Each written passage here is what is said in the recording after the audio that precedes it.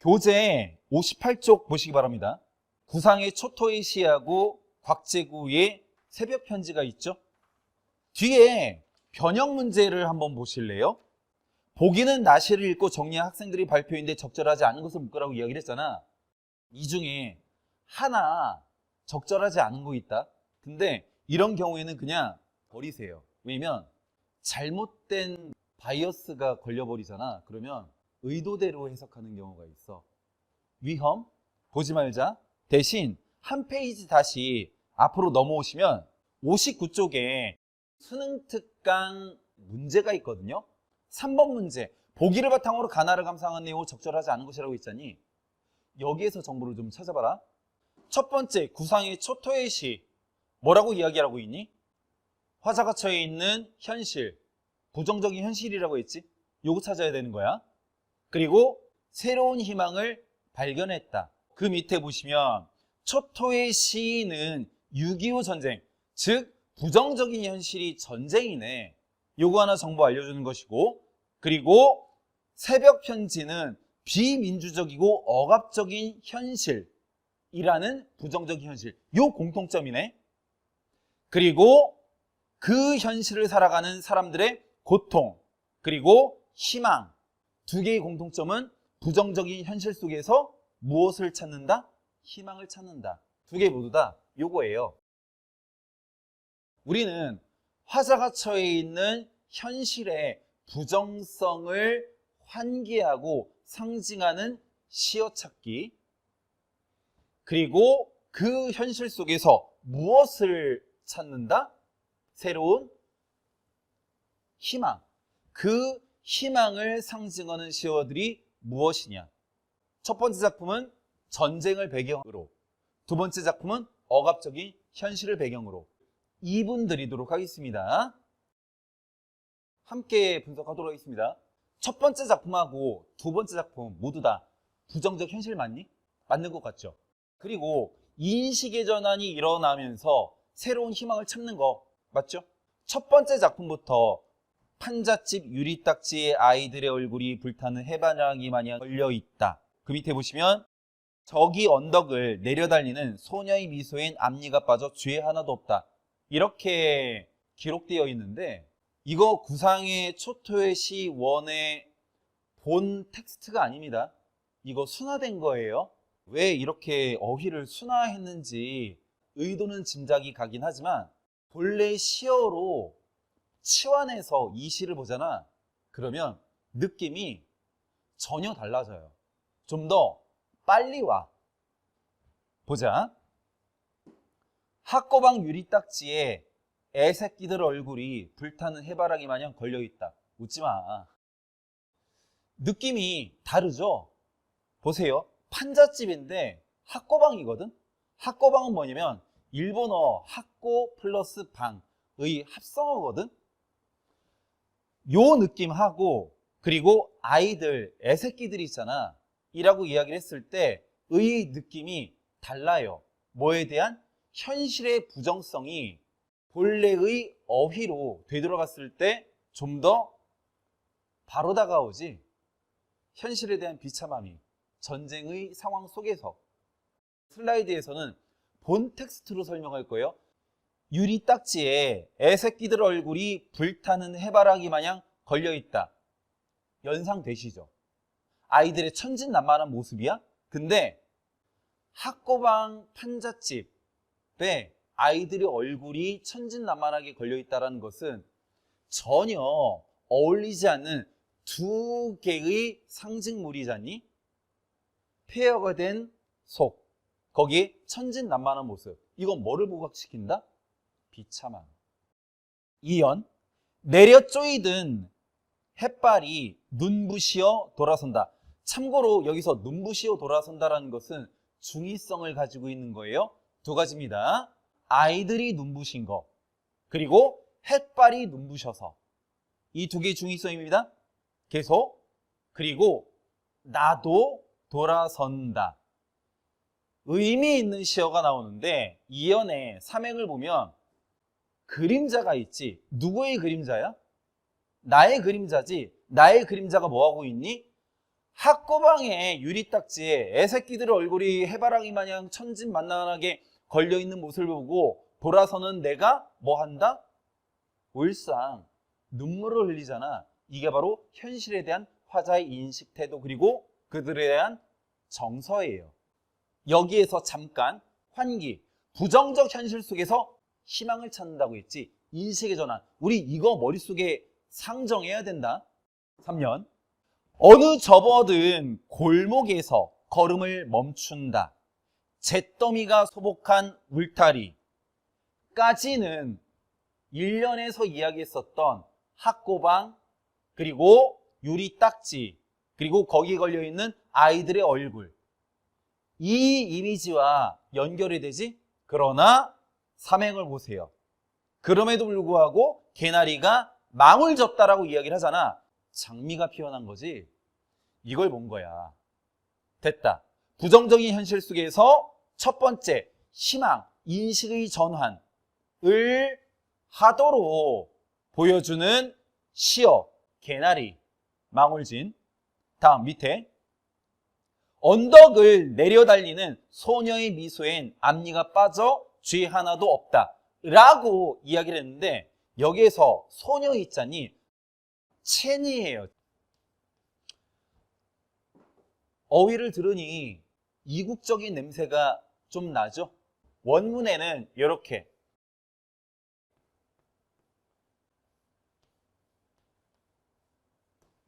여기 있어요.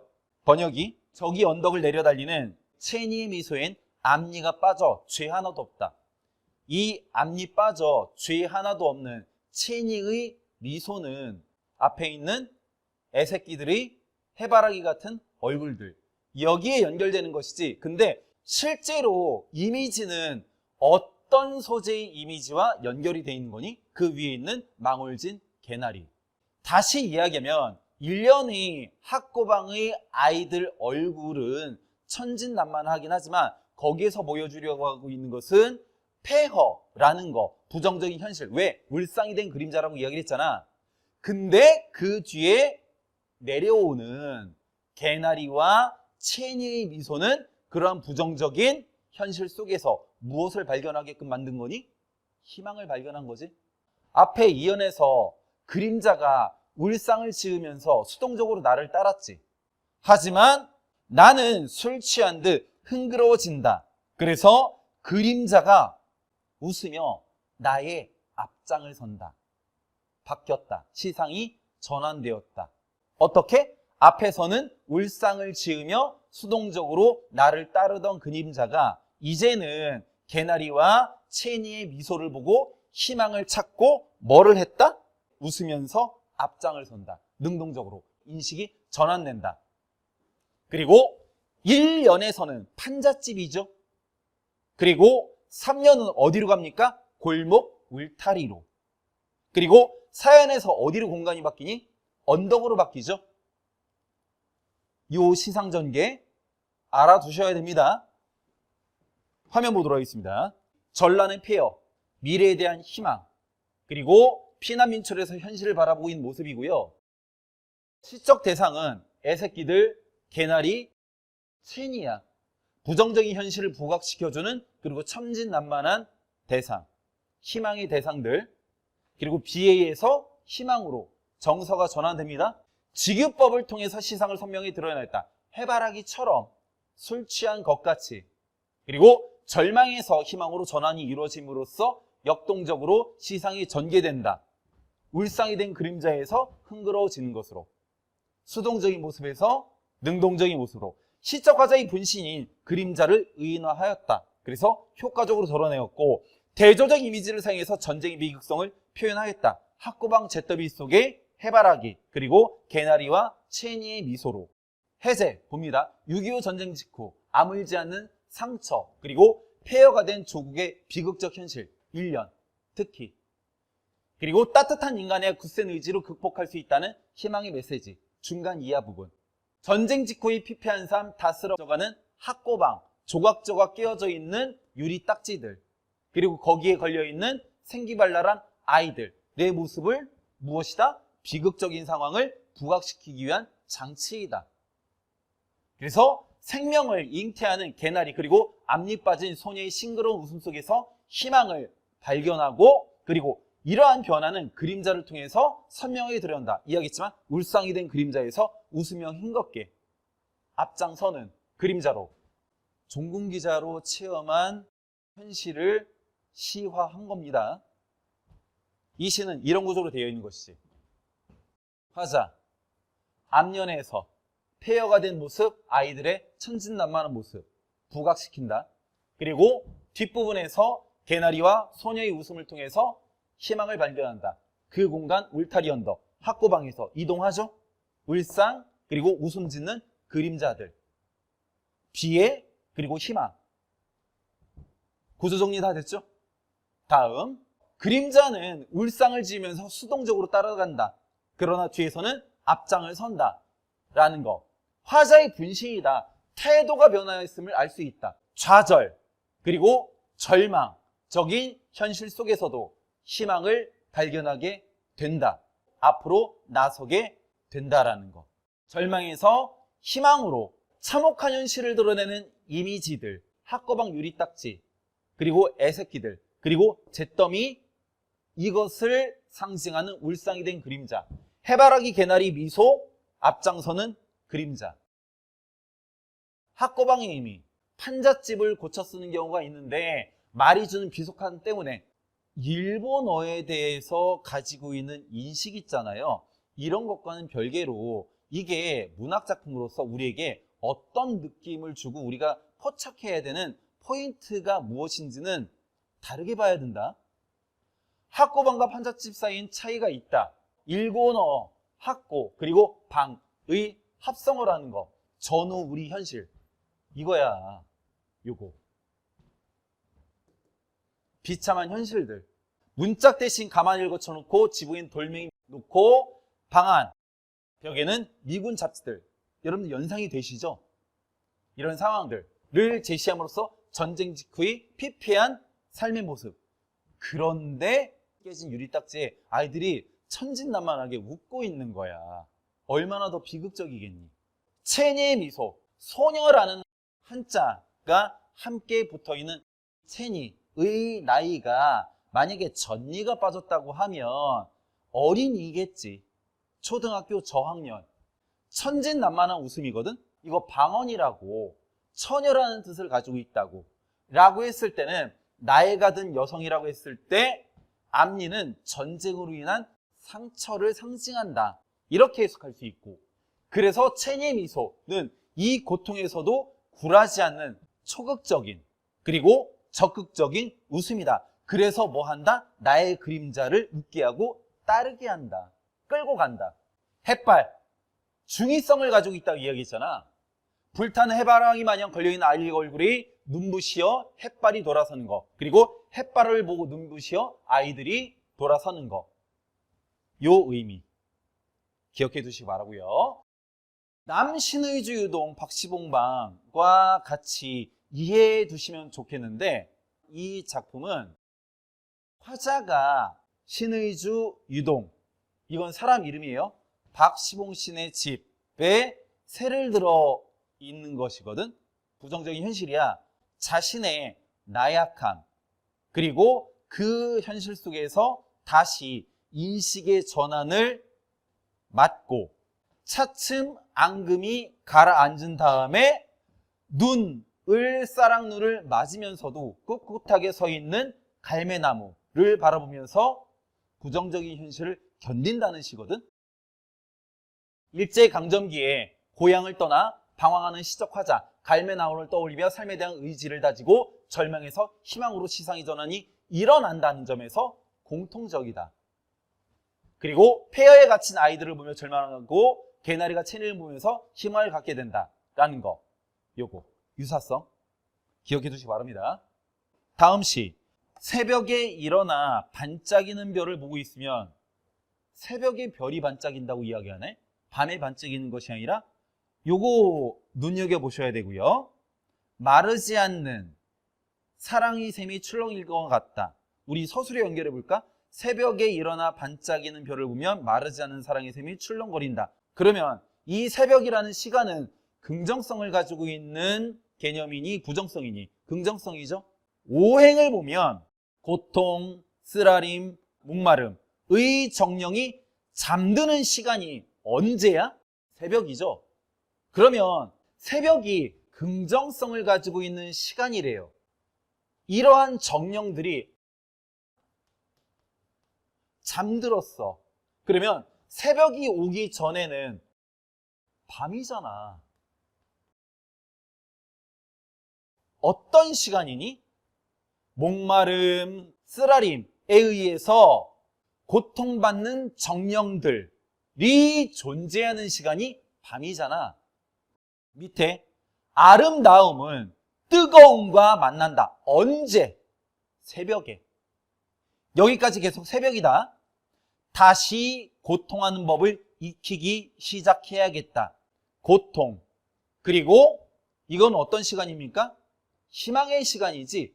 새벽에 반짝이는 별을 보면 사랑의 샘이 출렁이고 있을 것만 같다라고 이야기를 했잖아. 이 내용과 밑에 있는 다시 고통하는 법을 배워야겠다라고 한다고 하면 우리가 무엇을 연상할 수 있습니까? 고통의 시간을 지나서 희망으로 나아간다라는 것을 새삼 깨닫고 성찰한다라는 이야기네. 아, 화자의 성찰. 그 밑에 보자. 이제 밝아올 아침. 새벽이었었지. 그리고 밤, 새벽, 그 다음에 뭐가 오는 거니?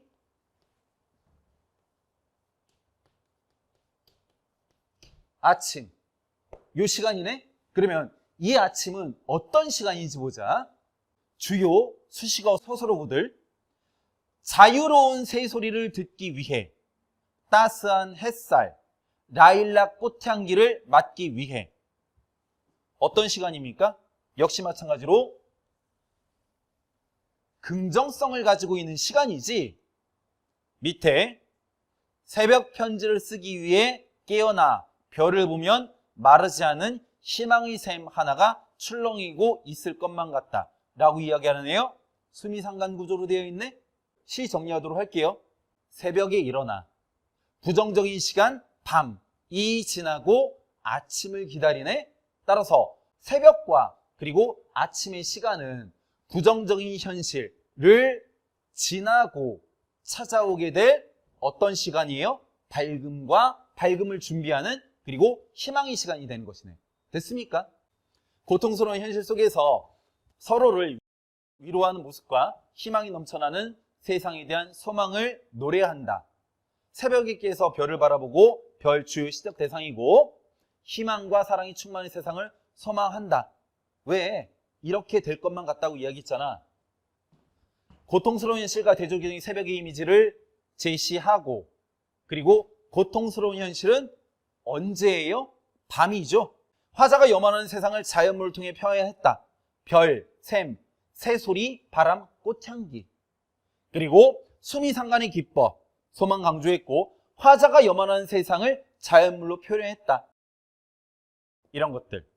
해설 봅니다. 새벽을 배경으로 하면서 아침에 대한 기다림과 그 희망을 노래했고 희망을 준비하는 시간이 새벽에 깨어나서 아침을 기다린다. 그래서 새벽은 밤이라는 고통을 겪어낸 사람들만이 깨어나 그 정령들 교감하는 시간이다. 다시 고통을 하는 법을 익히기 시작해야겠다라는 다짐을 한다. 성찰이죠. 이야기했듯이 고통을 이겨내고 반성하는 과정 그리고 희망차고 아름다운 순간을 맞이할 수 있다는 의미를 전달한다. 그래서 소외된 이웃에게 연민을 가진 사람들만이 깨어있는 시간이 바로 새벽인 것이고 그리고 사람들에게 애정과 관심을 가지고 살겠다는 화자의 의지가 드러나는 시라는 것. 이 시는 이 구조로 되어 있는 거야. 이 시에는 직접 나타나지 않은 밤이라는 부정적인 시간, 이거 현실 세계죠. 그럼에도 불구하고 뭐예요? 화자는 무엇을 한다?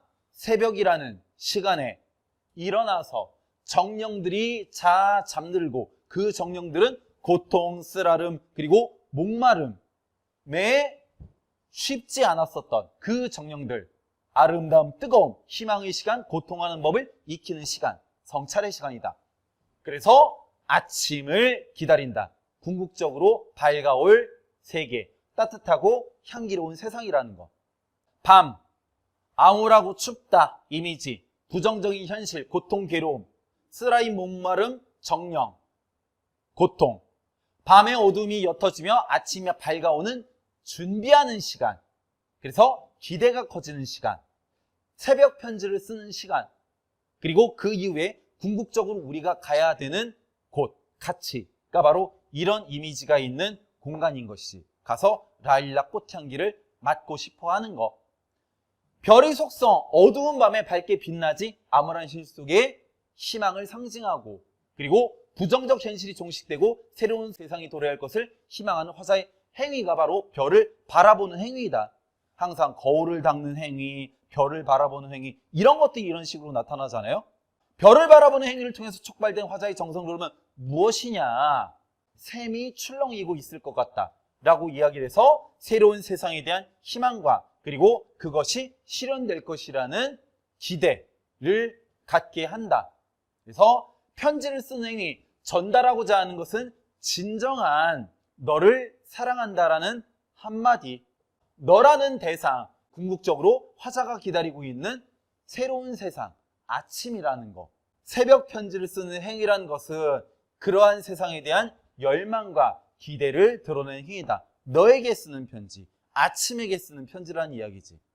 앞부분, 뒷부분이 이러한 구조로 되어 있고, 그리고 맨 뒷부분에는 어떻게? 수미상관의 형식으로 되어 있다. 안정성을 주고. 참고작품인데 곽재구의 시가 가지고 있는 특징이 뭐냐면 민중들에 대한 연민 그리고 따뜻한 시선이거든. 역에 도착했는데 추운 겨울날 톱밥난로, 누구를 위한 거니? 민중들을 위한 것이지. 우리와 같은 민중이 아닌 안드로메다에 계신 분들은 열차를 타지 않습니다. 자가용을 타고 가는 거예요. 물론 여러분들 이거는 우리 시대가 아니라 한참 그 이전이긴 하지만 몇층 졸고 감기에 콜록이고 이거 민중들의 모습이지. 그들에게 지펴지고 있는 톱밥난로에 뭐를 던져주었니? 톱밥. 이건 뭐예요? 민중에 대한 사랑이지. 기침소리, 쓴 약 같은 입술 담배 연기, 요게 연결되는 거예요. 이들을 바라보면서 어떻게? 한 줌의 눈물, 연민은혜, 불 속에 던져주었다. 됐습니까? 내용 비슷하죠? 이런 느낌들이야. 막차를 기다리는 사람들, 서민들의 애환, 그리고 연민, 키워드죠? 한 줌의 눈물, 따뜻한 사랑이지. 불빛 속에 던져주며 서민들의 고단한 삶에 공감을 하고 고통하는 법을 익히고 애정과 관심을 가지며 살겠다는 의지를 드러낸다는 점에서 공통적이다 라고 할 수가 있죠. 첫 번째 작품과 두 번째 작품 비교해 보도록 하겠습니다. 부정적인 현실이지.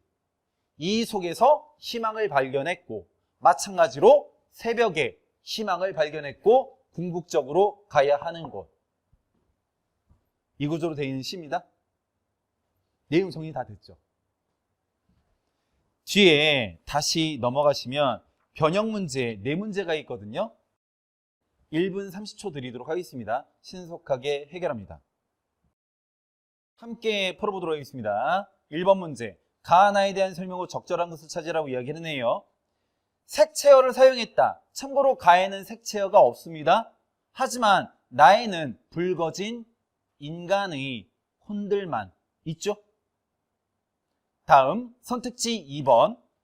특정 대상이 화자의 정서에 긍정적인 영향을 주고 있다.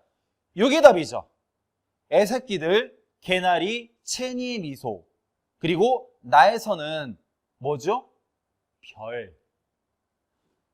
다음 3번.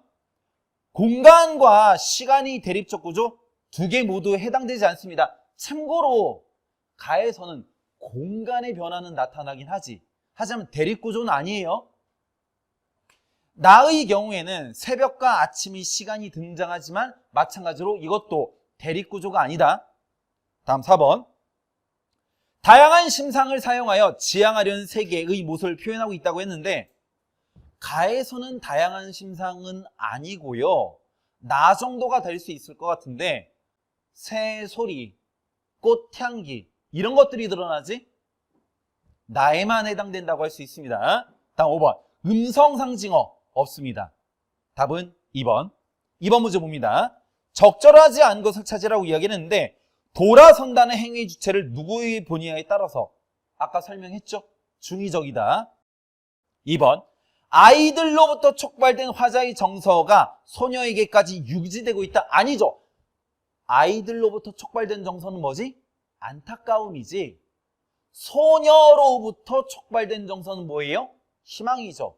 달라요. 유지되지 않습니다. 답 2번. 3번. 유리딱지, 울상, 개나리, 강한 생명력. 다음 4번. 아이들은 고통스러운 현실을 직면한다. 학고방.